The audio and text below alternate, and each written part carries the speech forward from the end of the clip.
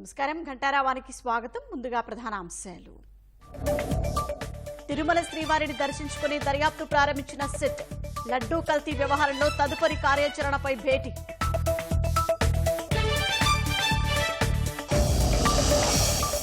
YCP అసత్యాల పట్ల నేతలు అప్రమత్తంగా ఉండాలన్న సీఎం. ప్రభుత్వం పార్టీ సమన్వయంతో కుట్రలను తిప్పికొట్టాలని సూచన. జగన్ ని దేశ బహిష్కరణ చేయాలన్న కూటమి నేతలు. డిక్లరేషన్ ఇచ్చే ఉద్దేశం ఆయనకు లేదంటూ ఆగ్రహం.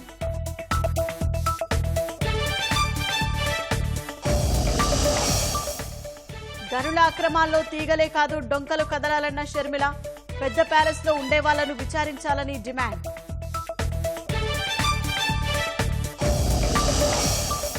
జమ్మూ కశ్మీర్ కు రాష్ట్ర హోదా తిరిగి ఇచ్చేది బీజేపీని అన్న ప్రధాని.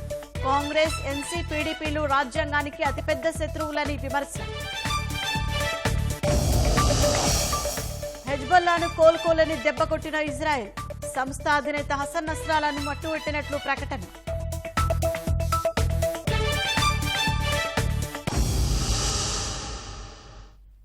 తిరుమల లడ్డూ తయారీలో కల్తీ నెయ్యి వ్యవహారంపై సిట్ పని ప్రారంభించింది.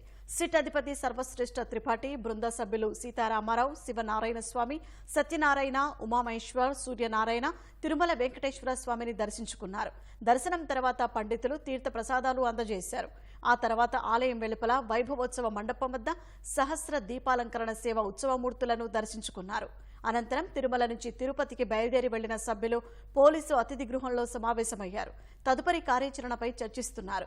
3 రోజుల పాటు తిరుపతిలోనే ఉంటూ లడ్డూ ప్రసాదం తయారీలో కల్తీ నెయ్యి వాడకం వెనుక ఎవరున్నారనే విషయాలపై విచారణ చేస్తారు.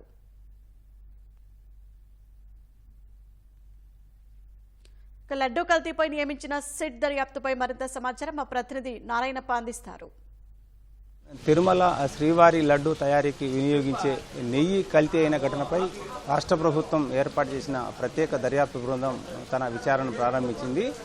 ఇవాళ మధ్యాహ్నం తిరుపతి చేరుకున్న ప్రత్యేక దర్యాప్తు బృందం చీఫ్ సర్వశ్రేష్ఠ త్రిపాఠి, అదేవిధంగా బృందంలోని పలువురు అధికారులు సాయంత్రం తిరుమలకు చేరుకుని తిరుమల శ్రీవారిని దర్శించుకున్న తర్వాత తమ పనిని ప్రారంభించారు. ప్రధానంగా తిరుమల శ్రీవారి లడ్డూ తయారీకి వినియోగించిన నెయ్యి కల్తీ అయిన ఘటనపై పూర్తి స్థాయిలో విచారణ నిర్వహించాలని చెప్పి ప్రభుత్వం ఈ బృందాన్ని ఏర్పాటు చేసింది. విస్తృత పరిధి విశేష అధికారాలతో బృందాన్ని ఏర్పాటు చేసిన నేపథ్యంలో లడ్డూ తయారీకి వినియోగిస్తున్న నెయ్యి కల్తీ అయిన ఘటనపై పూర్తి స్థాయి దర్యాప్తు చేపట్టడం ద్వారా లడ్డూ సంబంధించిన పవిత్రతను దెబ్బతీసిన, అదేవిధంగా తిరుమల శ్రీవారి ప్రతిష్టకు భంగం కలిగించిన అంశంపై దర్యాప్తు బృందం ప్రత్యేకంగా దర్యాప్తు చేయనుంది.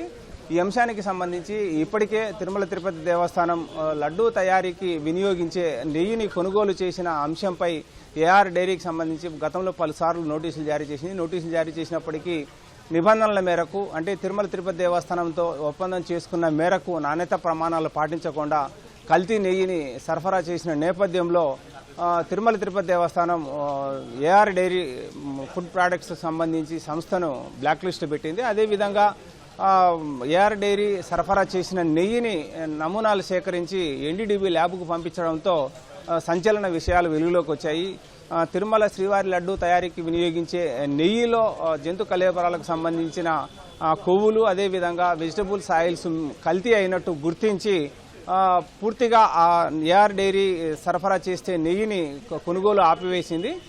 ఈ సంఘటన కొనసాగుతున్న నేపథ్యంలోనే తిరుమల శ్రీవారి లడ్డూకు సంబంధించి పవిత్రత దెబ్బతినిందని చెప్పి హిందూ ధార్మిక సంఘాలు పెద్ద ఎత్తున ఆందోళన చేపట్టాయి. ఈ నేపథ్యంలోనే ప్రభుత్వం ఈ తిరుమల శ్రీవారి లడ్డూ అపవిత్రమైనది, అదేవిధంగా తీతీదే ప్రతిష్టను దెబ్బతీసేలా వ్యవహరించిన వ్యక్తులు, ఆ నెయ్యికి సంబంధించి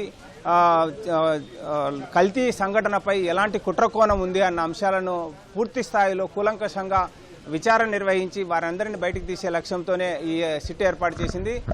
గుంటూరు ఐజీ సర్వశ్రేష్ఠ త్రిపాఠి, అదేవిధంగా విశాఖ డిఐజీ గోపీనాథ్ జెట్టి, తిరుపతి ఎస్పీ హర్షవర్ధన్ రాజు, ఈ తిరుపతి ఎస్పీ హర్షవర్ధన్ రాజు, విశాఖ రేంజ్ డీఐజీ గోపీనాథ్ జెట్టీకి తిరుపతితో అనుబంధం ఉంది. గతంలో దాదాపు 3.5 సంవత్సరాల పాటు తిరుమల తిరుపతి దేవస్థానం విజిలెన్స్ నిఘా ముఖ్య భద్రతాధికారిగా గోపీనాథ్ జెట్టి పనిచేశారు. అదేవిధంగా హర్షవర్ధన్ రాజు కూడా తిరుపతి ఎస్పీగా పనిచేశారు. ఈ నేపథ్యంలోనే ఈ తిరుమల తిరుపతి దేవస్థానం విధి విధానాలు కావచ్చు, దాని ఫంక్షనింగ్కి సంబంధించి అవగాహన ఉంటుంది కాబట్టి వారు పూర్తి స్థాయిలో విచారణ నిర్వహించేందుకు అవకాశం ఉంటుందన్న భావనతో వీరిని ఆ సిట్ బృందంలో ఏర్పాటు చేసింది. ఈ మొత్తం సిట్ బృందంలోని 9 మంది సభ్యులు ఈరోజు తిరుమలకు చేరుకున్నారు. 7 సాయంత్రం అప్పుడు సర్వశ్రేష్ఠ త్రిపాఠితో పాటు తిరుపతి ఏఎస్పీ వెంకట్రావు, అదేవిధంగా డిఎస్పీలు, మిగిలిన సిఐలు అందరూ శ్రీవారిని దర్శనం చేసుకుని కిందికి వచ్చారు. హర్షవర్ధన్ రాజు అదేవిధంగా గోపీనాథ్ రెడ్డి ఇక్కడే ఉన్నారు. మామూలుగా అయితే ఈ పద్మావతి గెస్ట్ హౌస్లో సమావేశం నిర్వహించాల్సి ఉంది. కానీ అనివార్య కారణాల వల్ల పద్మావతి గెస్ట్ హౌస్లో నిర్వహించాల్సిన సమావేశాన్ని పద్మావతి గెస్ట్ హౌస్ సమీపంలో ఉన్న పోలీసు వసతి గృహంలో నిర్వహిస్తున్నారు. ఈ పూర్తి స్థాయిలో ఏఆర్ డైరీకి సంబంధించి నెయ్యి సరఫరా చేసిన అంశాన్ని ఈ దర్యాప్తులో చేపడుతున్నారు. 3 రోజుల పాటు ఇక్కడే ఉండి తిరుపతి తిరుమలలో పర్యటిస్తూ దర్యాప్తు బృందం తమ విచారణ కొనసాగించనుంది. ఈ 9 మంది సభ్యులున్న ఈ సిట్లో 3 బృందాలుగా విడిపోయి విచారణ నిర్వహించాలన్న ప్రాథమికంగా నిర్ణయానికి వచ్చినట్టు సమాచారం. వీరికి సంబంధించి పూర్తి స్థాయిలో సహాయ సహకారాలు అందించడానికి తిరుమల తిరుపతి దేవస్థానం అదేవిధంగా ఎండోన్మెంట్ శాఖ తమ సహాయ సహకారాలు అందించేందుకు సిద్ధంగా ఉన్నాయి. ప్రభుత్వమే స్పష్టమైన ఆదేశాలు జారీ చేసింది. సిట్ ఏర్పాటు చేసే సమయంలోనే అన్ని శాఖలు సిట్టు బృందానికి పూర్తి స్థాయిలో సహకరించాలని, సాంకేతికంగా అవసరమైన సమాచారం కూడా వారికి చేరవేయాలని, అవసరమైన సిబ్బందిని కూడా కేటాయించాలని చెప్పి ఉత్తర్వుల్లో ఉన్న నేపథ్యంలో తిరుమల దేవస్థానం కూడా అందుకు పూర్తి స్థాయి సహాయ సహకారం అందిస్తుంది. సిట్టు బృందం విచారణ నిర్వహించడానికి వీలుగా ఒక ప్రత్యేక కార్యాలయం ఏర్పాటు చేసేందుకు కూడా సుముఖత వ్యక్తం చేసింది. ఇప్పుడు పోలీస్ గెస్ట్ హౌస్లో సమావేశమైన సిట్టు బృందం మరికొద్దిసేపట్లో తిరుమల తిరుపతి దేవస్థానం ఈవో శ్యామలరావును కూడా కలిసేందుకు అవకాశం ఉంది. ఆ తర్వాత ఈ 3 బృందాలుగా విడిపోయే అధికారులు ఏ బృందంలో ఎవరెవరు ఏ స్థాయి అధికారులు ఉన్నారు. ఇప్పుడు ముగ్గురు ఐపీఎస్ అధికారులు ఉన్నారు, 2 డిఎస్పీ స్థాయి అధికారులు, 4 సిఐలు ఉన్నారు. ఈ 3 ఐపీఎస్ అధికారులు సర్వశ్రేష్ఠ త్రిపాఠి స్థానికంగా మొత్తం పర్యవేక్షించినప్పటికీ ఐపీఎస్ అధికారులైన హర్షవర్ధన్ రాజు కావచ్చు, లేదంటే గోపీనాథ్ జెట్టి, అదేవిధంగా తిరుపతి ఏఎస్పీ వెంకట్రావు, వీళ్ళు ముగ్గురు ఐపీఎస్ అధికారులు 3 బృందాలకు ప్రాతినిధ్యం వహిస్తూ సిఐ డిఎస్పీ వారిని సహాయకులుగా పెట్టుకుని పూర్తి స్థాయిలో విచారణ నిర్వహించేందుకు అవకాశం ఉంది. తిరుమల తిరుపతి దేవస్థానం నెయ్యి అదేవిధంగా శ్రీవారి ప్రసాదాలకు అన్నప్రసాదాలకు వినియోగించే వస్తువులు కొనుగోలు చేసి వాటిని నిల్వ ఉంచే గోదాములు కూడా పరిశీలించున్నారు. అదేవిధంగా తిరుమలలో శ్రీవారి లడ్డు పోటును అదేవిధంగా శ్రీవారి విక్రయ కేంద్రాలను కూడా పరిశీలించేందుకు అవకాశం ఉంది. మరోవైపు కల్తీ నెయ్యి సరఫరా చేసిన ఏఆర్ డైరీకి సంబంధించిన కూడా వారికి కూడా నోటీసులు జారీ చేసే అవకాశం ఉంది. వారిని నేరుగా ఇక్కడికి పిలిపించి వారిని విచారిస్తారా, లేక తమిళనాడులోని దుండిగల్కి వెళ్లి ఏఆర్ డైరీని పరిశీలించి వివరాలు సేకరిస్తారన్న అంశంపై గోప్యత కొనసాగుతోంది. అదేవిధంగా దీనికి సంబంధించి పూర్తి స్థాయి విచారణ నిర్వహించిన తర్వాత మరిన్ని చర్యలు తీసుకునేందుకు అవకాశం ఉంది. ఇది ఇక్కడున్న తాజా పరిస్థితి. కెమెరామెన్ భాస్కర్తో వినారాయణప్ప, ఈటీవీ న్యూస్. ధన్యవాదాలు నారాయణప్ప. వైసీపీ వేగంగా వ్యాప్తి చేయాలనుకుంటున్న అసత్యాలను సమర్థంగా తిప్పికొట్టాలని ముఖ్యమంత్రి చంద్రబాబు నేతలకు దిశానిర్దేశం చేశారు. వాస్తవాలను ప్రజల ముందు ఉంచే విషయంలో ఎక్కడ వెనక్కి తగ్గొద్దని తేల్చెప్పారు. ఉమ్మడి కృష్ణా, గుంటూరు, గోదావరి జిల్లాల పట్టభద్రుల ఎమ్మెల్సీ ఎన్నికకు అభ్యర్థుల ప్రతిపాదనలు సిద్ధం చేయాలని నేతలను ఆదేశించారు. వివిధ ప్రాంతాల నుంచి వచ్చిన ప్రజల నుంచి సీఎం చంద్రబాబు ఎన్టీఆర్ భవన్లో వినతులు స్వీకరించారు. డిక్లరేషన్పై సంతకం చేయటం ఇష్టం లేక తిరుమల పర్యటన రద్దు చేసుకున్న వైకాపా అధ్యక్షుడు జగన్ ప్రభుత్వమేదో తనని అడ్డుకున్నట్లుగా చేసిన అసత్య ప్రచారాన్ని సమర్థంగా తిప్పికొట్టామని తెలుగుదేశం నేతలతో సీఎం చంద్రబాబు అన్నారు. భవిష్యత్తులోనూ ఇలాంటి పరిణామాల పట్ల పూర్తి అప్రమత్తంగా ఉండాలని దిశానిర్దేశం చేశారు. పార్టీ కేంద్ర కార్యాలయం ఎన్టీఆర్ భవన్లో అందుబాటులో ఉన్న నేతలతో ముఖ్యమంత్రి సమావేశమయ్యారు. అనంతపురం జిల్లాలో రాములవారి రథానికి నిప్పు పెట్టిన ఘటనపై పోలీసులు అధికారుల తీరుపై ముఖ్యమంత్రి వద్ద పార్టీ నాయకులు అసంతృప్తి వ్యక్తం చేశారు. నిందితులు వైసీపీ నేతలు అంటూనే రాజకీయ ప్రమేయం లేదనే భిన్నాభిప్రాయాలు పోలీసులు వ్యక్తం చేయటాన్ని చంద్రబాబు వద్ద ప్రస్తావించారు. పోలీసులు విచారణ పూర్తి చేయకుండా రాజకీయ ప్రమేయం లేదనడం సరికాదని అభిప్రాయం వ్యక్తం చేశారు. కొందరు పోలీసులు అత్యుత్సాహంతో ప్రకటనలు ఇవ్వకుండా చూడాలని నేతలు కోరారు. భవిష్యత్తు ఘటనలపై అప్రమత్తంగా ఉంటూ పొరపాట్లు దొర్లకుండా చూసుకుందామని వారితో సీఎం అన్నట్లు తెలిసిందే.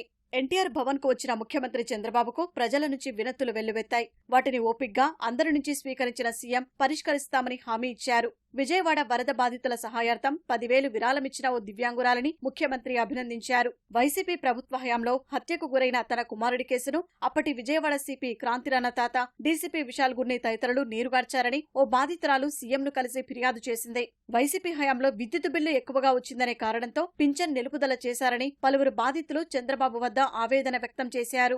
నా పేరు విజయరాణి అమ్మ. మా బాబు చింతల పవన్ కుమార్ 2022 డిసెంబర్లో మర్డర్ చేశారు, చాలా దారుణంగా. ఆ టైంలో అందరి చుట్టూ మన సిఐ ఎస్ఐ గారు, టాటా రాణా గారు, విశాల్ గున్ని గారు, హనుమంతరావు గారు అందరి చుట్టూ తిరిగాను. ఎవరు న్యాయం చేయలేదమ్మా. మళ్ళీ ఇప్పుడు 4 నెలల నుంచి కుటుంబ ప్రభుత్వం వచ్చింది. కుటుంబ ప్రభుత్వం అందరి చుట్టూ తిరుగుతున్నాను. ఇప్పుడు ప్రస్తుతానికైతే దీన్ని బట్టి మన డీజీపీ గారి దాకా వచ్చింది ఈ ఫైల్ కుటుంబ ప్రభుత్వం వల్ల. చంద్రబాబు నాయుడు గారు నా కొడుక్కి న్యాయం చేయండి అయ్యా, నేను 19 నెలల నుంచి తిరుగుతున్నాను, నాకు చాలా ఎంతో బాధగా ఉందయ్యా, నేను తిరగలేకపోతున్నాను, నడవలేకపోతున్నాను, చేత కావట్లేదు. నాకు ఈ హైదరాబాద్ నుంచి విజయవాడ రావాలంటే ఉండడానికి లేదయ్యా. ఏ రైల్వే స్టేషన్లో ఏ బస్ స్టాండ్లో ఉండి మళ్ళీ వెనక్కి హైదరాబాద్ వెళ్ళాల్సి వస్తుందయ్యా. జగన్ గవర్నమెంట్ వచ్చిన తర్వాత కరెంటు 300 యూనిట్ల కన్నా ఎక్కువ వస్తుందని చెప్పేసి రైస్ కార్డు తీసేశారు. రైస్ కార్డు లేకపోవడం వల్ల పెన్షన్ కూడా తీసేశారండి. నేను జగన్ గవర్నమెంట్లో ఒక 6 నెలలు పెన్షన్ తీసుకున్నాను. అప్పటి నుంచి పెన్షన్ లేకుండా నిస్సహాయరాలుగా ఉన్నాను. దయచేసి ఇప్పుడు ఈ సమయంలో చంద్రబాబు నాయుడు గారిని కలవడానికి నాకు అవకాశం వచ్చింది. చంద్రబాబు నాయుడు గారిని కలిశాను, నా సమస్యను పరిష్కరిస్తానన్నారు. నాకు చాలా సంతోషంగా ఉంది. గత గవర్నమెంట్ వారు నాకు పెన్షన్, రేషన్ కార్డు అన్నీ తీసేశారు. నాకు 60 సంవత్సరాలు వృద్ధాప్యం వచ్చింది. నేను ఏమి పని చేసుకోలేని పరిస్థితిలో ఉన్నాను. ఇప్పుడు సీఎం గారిని కలిసి నా మనవని విన్నవించుకున్నాను. సీఎం గారు వచ్చి నా దగ్గర నుంచి లెటర్ తీసుకున్నారు. నాకు పెన్షన్ కూడా మంజూరు చేస్తామన్నారు. నాకు సీఎం గారి మాట మీద నాకు నమ్మకం ఉంది, గౌరవం ఉంది కనుక నాకు పెన్షన్ వస్తుందని నేను ఆశతో నేను తిరిగి వెళ్తున్నాను. ప్రజల నుంచి ముఖ్యమంత్రికి వస్తున్న వినతుల్ని అధ్యయనం చేసేందుకు సీఎం ముఖ్య కార్యదర్శి ఏవీ రాజమౌళి నేతృత్వంలోని బృందం ఎన్టీఆర్ భవన్ కు వచ్చింది. ప్రజల నుంచి సీఎంకు ఎలాంటి వినతులు వస్తున్నాయి, వాటి సత్వర పరిష్కారానికి ఎలాంటి చర్యలు తీసుకోవాలి తదితర అంశాలపై పరిశీలన జరిపారు. పార్టీ కార్యాలయంలో వచ్చే వినతుల్ని 40% రాజకీయ అంశాలు, నామినేటెడ్ పదవుల దరఖాస్తులు కాగా మిగిలిన 60% ప్రజా సమస్యలే ఉంటున్నాయని సీఎం కార్యాలయం గుర్తించినట్లు తెలుస్తోంది. ఇందులో ఎక్కువగా రెవెన్యూ అంశాలే ఉన్నందున అలాంటి సమస్యలు మళ్లీ తలెత్తకుండా శాశ్వత పరిష్కారానికి అవసరమైతే చట్ట సవరణ కూడా చేసే విషయాన్ని పరిశీలించాలని అధికారులకు ముఖ్యమంత్రి సూచించినట్లు సమాచారం. తిరువూరు ఎమ్మెల్యే కొలికిపూడి శ్రీనివాస్పై సీఎం చంద్రబాబుకు మీడియా ప్రతినిధులు ఫిర్యాదు చేశారు. మీడియా ప్రతినిధులందరినీ కించపరిచేలా మాట్లాడుతూ బెదిరిస్తున్నారని తెలిపారు. కొలికపూడి తమను బెదిరిస్తూ కించపరిచిన ఆధారాలను మీడియా ప్రతినిధులు సీఎంకు అందజేశారు. ఎమ్మెల్యేపై చర్యలు తీసుకోవాలని కోరారు. తనకు అన్ని విషయాలు తెలుసన్న సీఎం సమస్యను త్వరితగతిన పరిష్కరిస్తానని హామీ ఇచ్చారు. తిరుమలలో డిక్లరేషన్పై సంతకం పెట్టడం ఇష్టం లేక పర్యటన రద్దు చేసుకున్న జగన్ కుంటి సాకులు చెబుతున్నారని హోంమంత్రి అనిత ధ్వజమెత్తారు. ఏనాడు తిరుమల లడ్డూ తినని జగన్ నాణ్యత, రుచి గురించి మాట్లాడడం హాస్యాస్పదమన్నారు. జగన్ మానవత్వం గురించి మాట్లాడుతుంటే అందరూ నవ్వుకుంటున్నారని ఎద్దేవా చేశారు. దేశాన్ని కించపరుస్తూ మాట్లాడిన జగన్ను దేశ బహిష్కరణ చేయడమే సరైనదని అనిత అన్నారు. జగన్మోహన్ రెడ్డిని రావద్దు అని ఎవరు చెప్పలేదే, వస్తే మిమ్మల్ని అరెస్ట్ చేస్తామని చెప్పలేదే. ఫస్ట్ ఆఫ్ ఆల్ అతనికి వెళ్ళడానికి ఇష్టం లేదు తిరుమల తిరుపతి దేవస్థానానికి. దట్టు డిక్లరేషన్ ఇచ్చి వెళ్ళడానికి అసలు ఇష్టం లేదు. మళ్ళీ నేను నొక్కి పెడుతున్నా, డిక్లరేషన్ వన్స్ ఇచ్చి కనుక ఆయన టెంపుల్లోకి వెళ్తే వాళ్ళ ఇంట్లో తల్లికి చెల్లికి బట్టిన గతే అతనికి పడతాదేమో అన్న ఉద్దేశంతో అతను వెళ్ళడం మానేశాడు. ఆ మర్మం ఏంటో మీరే గ్రహించండి. టాపిక్ని డైవర్ట్ చేయడానికి నోటీసులు వైపు తీసుకొచ్చాడు. ఇతగాడు మళ్ళీ మేమేదో డైవర్షన్ పాలిటిక్స్ చేస్తున్నామని మాట్లాడతాడు. తప్పిసారి ఎవరైనా ప్రసాదం ఇస్తే టిష్యూ పేపర్లో చుట్టూ పక్కకు పెట్టే వీళ్ళు లడ్డూ నాణ్యత గురించి, టేస్ట్ గురించి ఈయన చెప్పడం, మేం వినడం, అది మా దౌర్భాగ్యం. మరి విజిలెన్స్ ఎంక్వైరీ వద్దు అని చెప్పి ఎందుకు కోర్టులకు వెళ్ళే పరిస్థితి వచ్చింది? సుప్రీంకోర్టులో గ్యాగ్ ఆర్డర్ కోసం పిటిషన్ వేశారు వీళ్ళు. అసలు ఎక్కడ కూడా లడ్డూ వ్యవహారం గురించి మాట్లాడకుండా ఉండాలి అని చెప్పి. మానవత్వం గురించి మాట్లాడేటప్పుడు వెనకతలు పిక్చర్ వేసుకో. మీ బాబాయ్ హత్య, గొడ్డలిపోటు గురించి ఒక పిక్చర్ వేసుకో. మానవత్వం గురించి నువ్వు మాట్లాడేటప్పుడు షర్మిల ఈరోజు రోడ్డుకి ఎందుకు మీకు వ్యతిరేకంగా మాట్లాడుతుందో ఒక్కసారి ఆలోచించు. అసలు నిజంగా చెప్పాలంటే నిన్న ప్రెస్ మీట్ తర్వాత ఇదేం దేశం, ఇదేం మతం, ఇదేంటి అని మాట్లాడావు. దేశద్రోహం, దేశ బహిష్కరణ కింద నిన్ను బయట పంపించేయాలి. అఫ్ కోర్స్ నువ్వు ఎలా వెళ్ళిపోదాం నిర్ణయించుకున్నావేమో కాబట్టి ఇలాంటి మాటలు మాట్లాడుతున్నావు. నిజంగా దేశద్రోహం చట్టం కనుక ఉండుంటే నిన్ను ఆ కేసులు ఈరోజు బుక్ చేసేవాళ్ళని. దేశ బహిష్కరణ అన్నదే నీకు కరెక్ట్. భారతదేశంలో ఉండి అదే ఆంధ్రప్రదేశ్ ముఖ్యమంత్రిగా చేసే 5 సంవత్సరాలు ఈరోజు నువ్వు ఇదేం దేశం అని అడుగుతున్నావంటే నిన్ను దేశ బహిష్కరణ కాకుండా ఇంకేం చేయాలి? డిక్లరేషన్ సమర్పించడం ఇష్టం లేకనే జగన్ డ్రామాను ఆడుతున్నారని కూటమి నేతలు మండిపడ్డారు. 5 ఏళ్లు రాష్ట్రాన్ని వల్లకాడు చేసింది చాలక ఇప్పుడు కులమతాల మధ్య చిచ్చు పెడుతున్నారని ధ్వజమెత్తారు. దేశాన్ని ప్రశ్నించే స్థాయికి వచ్చిన జగన్ అసలు భారతీయుడేనా అని ప్రశ్నించారు. తక్షణమే ప్రజలకు జగన్ క్షమాపణలు చెప్పాలని డిమాండ్ చేశారు. జగన్మోహన్ రెడ్డి, ఏమైంది? తమరికి మతి చెల్లించిందా? స్థిమితం తప్పినావా? ఆఖరికి దేశాన్ని మతాల గురించి క్వశ్చన్ చేసే పరిస్థితికి వచ్చేసావు. నీ పరిస్థితి ఏంది? నీ పార్టీ పరిస్థితి ఏంది? నువ్వు పుట్టిన రాయలసీమలో తిరుపతికి పోలేకపోయినావు. ఆఖరనా ఎంతకీ దిగజారిపోయినావు? ఏం మాట్లాడుతున్నావు? ఇదేం దేశం అంటావా?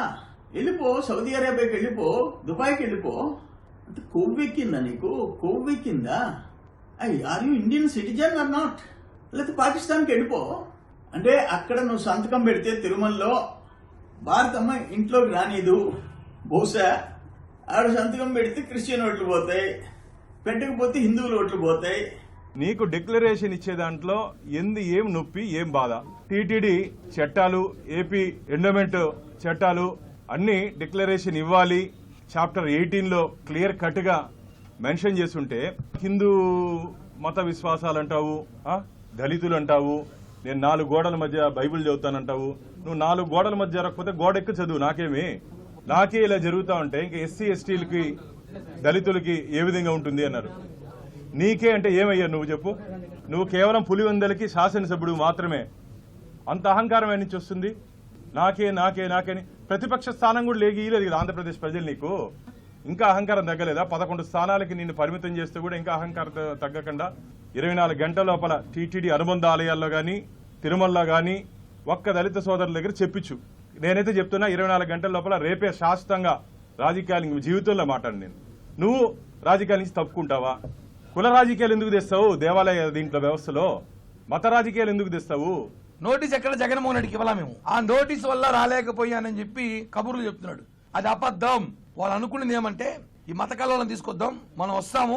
ఎలాగో నిన్న వాళ్ళ వైసీపీ కార్యకర్తలు సోషల్ మీడియాలో అఫీషియల్ పేజీలో పోస్ట్ చేశారు. బీజేపీ నేత భాను గారు, కిరణ్ రాయలు ఇద్దరు మా మీద కోడిగుడ్లు పెట్టుకుని రెడీగా ఉండాలని చెప్పారు. అంటే క్రియేట్ చేసుకోరు వాళ్ళే. మేమేదో రౌడీలు గుండాలని చూపించడానికి ప్రయత్నంలో భాగంగానే అదొక భాగం. జగన్మోహన్ రెడ్డితో మళ్ళీ ఏ గులకరాయో, ఏ కోడికత్తో, ఏ గొడ్డల పోటో ఏదో ఒకటి వేసుకొని తిరుపతిలో నా పైన దాడి జరిగింది అని చూపించడానికి చేసే ప్రయత్నమే ఇవన్నీ అని కూడా మాకు తెలుసు. డిక్లరేషన్ సంతకం పెట్టకపోతే ఈవో గుళ్ళోకి రానీడు, సంతకం పెడితే పిల్ల ఇంట్లో రానీడు. ఇది కాన్సెప్ట్. అలా రాకపోవచ్చు. లేదా అన్న మీద ఉన్న కేసు లిస్ట్ ఇది. నిన్న డేట్ 27 అన్న వాయిదా ఉంది. అన్న తిరుమల పెద్ద డుమా కొట్టేశాడు. వాస్తవం ఇది. 27 వాయిదాకి రాలేను, నేను నడిచి తిరుమలకి వెళ్ళి దర్శనం చేసుకుని ఈసారి వాయిదాకి వస్తానని చెప్పి డుమ్మా కొట్టి అందరికి చెవులో పువ్వు పెట్టి బిస్కెట్ ఇచ్చాడు అన్న. అదిగోండి, తిరుమల లడ్డూని వద్దని చెప్పాను ఎవరు లేరు. కేవలం రాజకీయ కామెంట్ కోసమే ఆమె లడ్డూని మళ్ళీ ఒకసారి రోజా కించపరిచి లడ్డూని మారుస్తూ మాట్లాడుతుందేమో. రోజా మీద టీటీడీ వాళ్ళు కేసు పెట్టాలి. స్వర్ణాంధ్ర సాధనకు ప్రజల నుంచి సూచనలు ఆహ్వానిస్తూ swarnandhra.ap.gov.in వెబ్సైట్ను ప్రభుత్వం అందుబాటులోకి తెచ్చింది. ఈ సైట్ ద్వారా తమ అభిప్రాయాలు, సూచనలను ప్రభుత్వంతో పంచుకున్న వారికి ఈ సర్టిఫికెట్ జారీ చేస్తామని ముఖ్యమంత్రి చంద్రబాబు తెలిపారు. $43,000 తలసరి ఆదాయంతో $2.4 ట్రిలియన్ ఆర్థిక వ్యవస్థగా రాష్ట్రాన్ని తీర్చిదిద్ది 2047 నాటికి దేశంలోనే అగ్రస్థానంలో నిలపడమే లక్ష్యమని సీఎం వెల్లడించారు. అందుకు అనుగుణంగా స్వర్ణాంధ్రప్రదేశ్ ఎట్ 2047 దిశగా అడుగులు వేస్తున్నట్లు చెప్పారు. ఉజ్వల ఆంధ్రప్రదేశ్ సాధన లక్ష్యంగా పౌరులందరి విలువైన సూచనలను ఆహ్వానిస్తున్నట్లు ఎక్స్లో పోస్ట్ చేశారు. ప్రతి అభిప్రాయం ఎంతో ముఖ్యమని, ప్రతి ఒక్కరి సూచనను పరిగణలోకి తీసుకుంటామని తెలిపారు. అందరం కలిసికట్టుగా స్వర్ణాంధ్ర నిర్మాణానికి కృషి చేద్దామని సీఎం పిలుపునిచ్చారు. వైకాపా ప్రభుత్వ హయాంలో జరిగిన గనుల దోపిడీపై వెంకటరెడ్డి లాంటి తీగలే కాదు, పెద్ద డొంకలు కూడా కదలాలని పీసీసీ అధ్యక్షులు వైఎస్ షర్మిల పేర్కొన్నారు. ఆ పెద్ద డొంక ఏ ప్యాలెస్లో ఉన్నా విచారణ జరపాలని ఆమె ఎక్స్ వేదికగా డిమాండ్ చేశారు. 2,566 కోట్ల దోపిడీకి పాల్పడ్డ ఘనుడు వెంకటరెడ్డి అయితే తెరువెనుక ఉండి సర్వం తానై 1,000 కోట్లు కాజేసిన ఘనాపాటి ఎవరో రాష్ట్ర ప్రజలందరికీ తెలుసన్నారు. 5 ఏళ్లుగా రాష్ట్రంలో సహజ సంపదను దోచుకు తిన్నారని ఆరోపించారు. అస్మదీయులకు మైనింగ్ కాంట్రాక్టులు ఇచ్చారని, టెండర్లు, ఒప్పందాలు, నిబంధనలన్నీ బేఖాతరు చేసి అనుకున్న కంపెనీకి దోచిపెట్టారని ట్వీట్లో పేర్కొన్నారు. ఎన్జీటీ నిబంధనలను తుంగలో తొక్కారని ఆరోపించారు. రాష్ట్ర ఖజానాకు రావాల్సిన నిధులు సొంత ఖాతాలకు తరలించారన్నారు. గత ప్రభుత్వ హయాంలో జరిగిన మైనింగ్ కుంభకోణంపై ఏసీబీ విచారణతో పాటు పూర్తి స్థాయిలో సమగ్ర దర్యాప్తు జరపాల్సిన అవసరం ఉందన్నారు. చిన్న చేపలను ఆడించి సొమ్ము చేసుకున్న పెద్ద తిమింగలాన్ని పట్టుకునేలా దర్యాప్తు జరపాలని కూటమి ప్రభుత్వాన్ని కోరారు. సహజ వనరుల దోపిడీపై సీబీఐ విచారణకు డిమాండ్ చేశారు. విశాఖ స్టీల్ ప్లాంట్ను కాపాడేందుకు తమ వంతుగా ప్రయత్నిస్తున్నామని కేంద్ర ఉక్కు శాఖ సహాయ మంత్రి శ్రీనివాస్ వర్మ స్పష్టం చేశారు. భారతదేశంలోనే RINL ఎంతో ప్రతిష్టాత్మకమైన పరిశ్రమ అన్న మంత్రి దాన్ని నష్టాల నుంచి గట్టెక్కించే ఆలోచనలో ఉన్నామన్నారు. సెయిల్లో విలీనంపైన ఆ సంస్థ ప్రతినిధులతో చర్చించినట్లు చెప్పారు. కానీ విలీనానికి కొన్ని సాంకేతిక సమస్యలు ఉన్నాయన్నారు. ఉద్యోగులు, కార్మికుల ప్రయోజనాలకు నష్టం కలగకుండా ముందుకెళ్లేలా తమ నిర్ణయాలు ఉంటాయని వెల్లడించారు.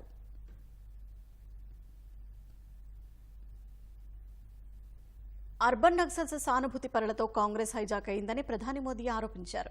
కాంగ్రెస్, ఎన్సీ, పీడీపీ పార్టీలు రాజ్యాంగానికి అతిపెద్ద శత్రువులని విమర్శించారు. జమ్మూలోని ఎంఏఎం మైదానంలో నిర్వహించిన ఎన్నికల ప్రచారంలో మోదీ పాల్గొన్నారు. బయట నుంచి చొరబాటుదారులు వస్తే కాంగ్రెస్ సంతోషంతో ఉండేదని, వారిని ఒక ఓటు బ్యాంకుగా చూసేదని ఆయన దుయ్యబట్టారు. గత ప్రభుత్వాల్లో కాంగ్రెస్, ఎన్సీ, పీడీపీ నేతల కుటుంబాలు లబ్ధి పొందాయని, ప్రజలు మాత్రం విధ్వంసానికి గురయ్యారని చెప్పారు. దేశ రక్షణ కోసం జవాన్లు చేసిన త్యాగం విలువ కాంగ్రెస్ కు తెలియదని ప్రధాని అన్నారు. 4 దశాబ్దాలుగా సైనికులకు కాంగ్రెస్ మాయమాటలు చెప్పిందని, 1 ర్యాంక్ 1 పెన్షన్ ఇస్తామంటూ వారిని ఎదురు చూసేలా చేసిందని ఆరోపించారు. కాంగ్రెస్ హయాంలో సరిహద్దుల కాల్పులు జరిగినప్పుడల్లా ఆ పార్టీ తెల్ల జెండాలను ఎగురవేసేదని విమర్శించారు. కానీ భాజపా ప్రభుత్వం అధికారంలోకి వచ్చిన తర్వాత ఉగ్రవాదులపై భారత్ ఎదురు కాల్పులకు దిగిందని తెలిపారు. సర్జికల్ స్ట్రైక్ కు సంబంధించి కాంగ్రెస్ ఆధారాలు అడిగిందని, పాకిస్తాన్ భాషలో ఆ ఘటన గురించి మాట్లాడిందని దుయ్యబట్టారు. జమ్మూ కాశ్మీర్ ప్రజలు శాంతిని కోరుకుంటున్నారని, ఉగ్రవాదం, వేరుపాటువాదం లేని ప్రభుత్వం కోసం ఎదురు చూస్తున్నారని ప్రధాని మోదీ చెప్పారు. జమ్మూ కాశ్మీర్ను కేంద్రపాలిత ప్రాంతంగా మార్చాలన్న నిర్ణయం తాత్కాలికమేనని ప్రధాని తెలిపారు.